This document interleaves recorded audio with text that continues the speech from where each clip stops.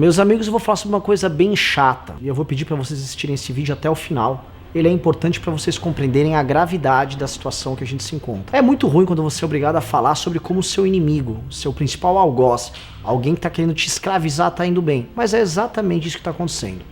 Antes de continuar, por favor, peço para você dar um like no vídeo, clicar lá no sininho, se inscrever no canal. E por favor, se quiser ajudar a gente, www.mbl.org.br/contribua. Numa pesquisa divulgada pela XP Investimento na última quinta-feira, a gente ficou sabendo que, ao inserirem no cenário eleitoral Haddad apoiado por Lula, ou seja, Fernando Haddad como candidato apoiado por Lula, as intenções de voto para ele sobem para 15%. Isso mostra muito bem algo que a gente falou num vídeo que a gente divulgou 2 semanas atrás.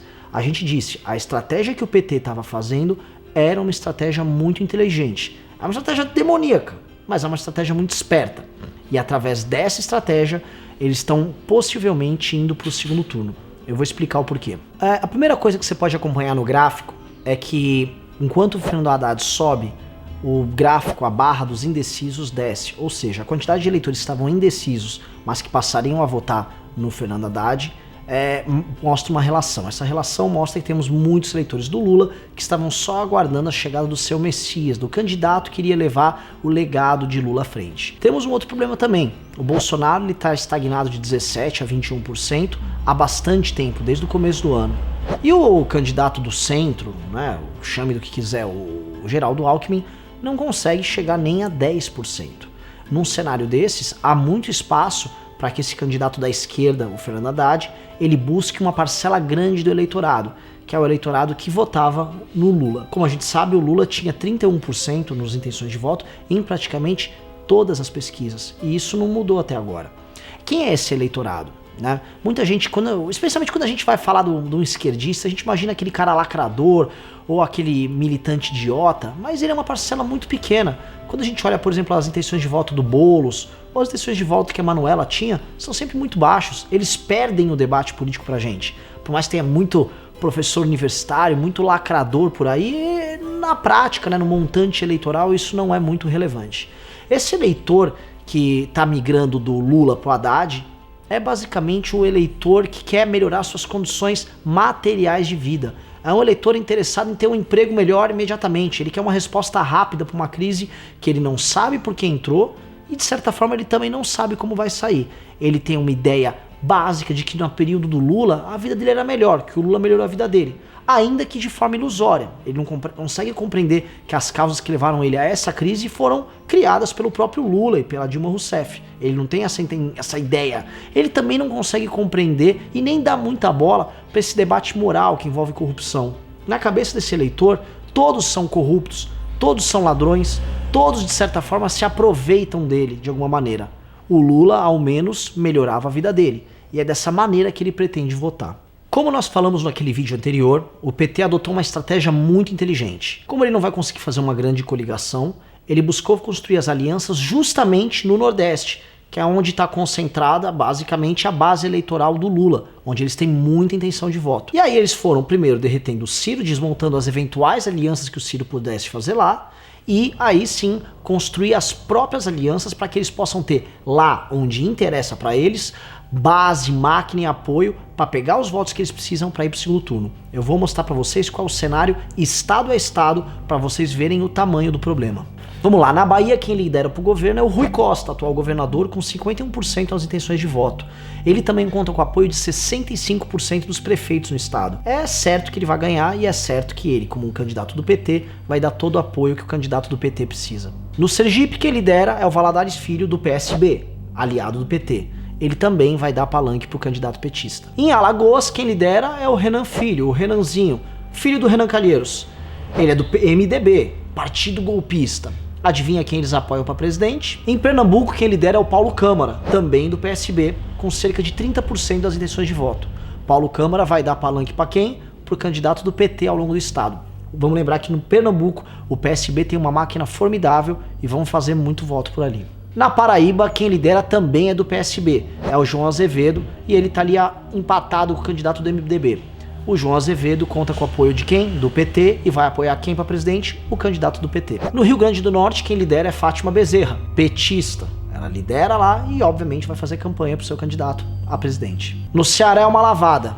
Quem lidera é o Camilo Santana, do próprio PT, com cerca de 64% das intenções de voto. No Piauí, quem lidera, adivinha? O Wellington Dias, também do PT. Pois é, com 44% das intenções de voto, temos um candidato petista liderando as pesquisas. Para terminar outra lavada, Flávio Dino, no Maranhão, 60% das intenções de voto, vai ganhar no primeiro turno. Além disso, né, vale ressaltar, também tem Minas Gerais, com o Pimentel, que está concorrendo de novo, tem 13%, está em segundo, mas tem máquina lá. E outra coisa, o PSDB não costuma fazer uma boa transferência de votos para o candidato à presidência.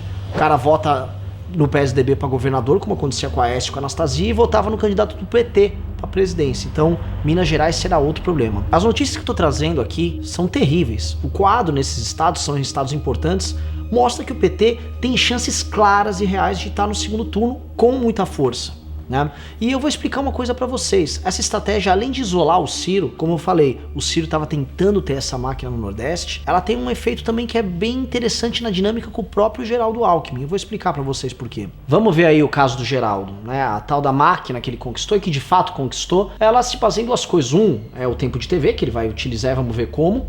E a segunda parte é a estrutura de apoio nos estados, candidatos a deputado, governador, palanque, prefeitos, vereadores. Isso é uma estrutura que efetivamente capta os votos ao longo de todo o país. Pois bem, como é que tá essa máquina no Nordeste? Essa máquina tá basicamente fechada com o PT, né? O exemplo acho que mais ilustrativo disso aí é que o Ciro Nogueira, que é o presidente do PP, partido que fez a vice do Geraldo, que é a Ana Amélia, ele que é de Piauí, ele vai apoiar quem? Ele vai apoiar o candidato do PT lá no estado dele.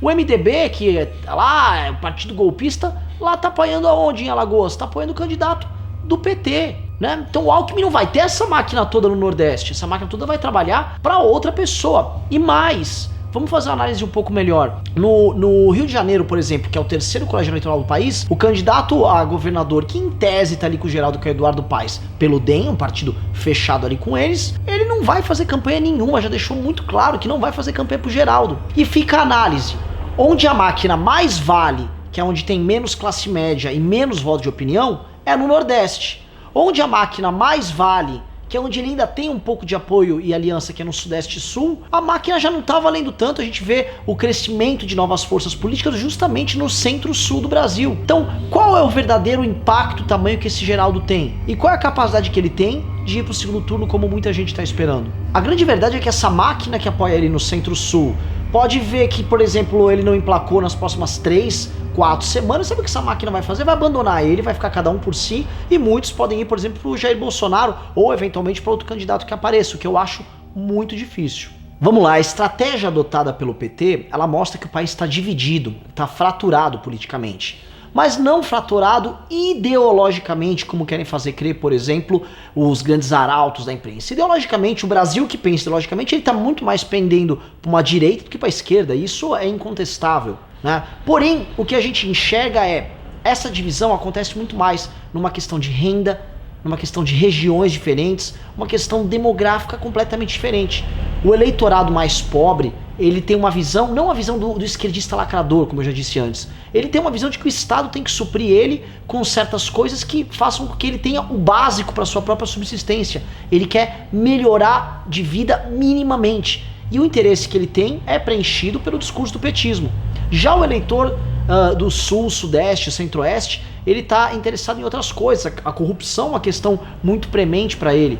E esse eleitor, ele não tá... Esses eleitores não conseguem nem conversar, porque o tipo de visão de Estado, de governante que eles querem é completamente diferente.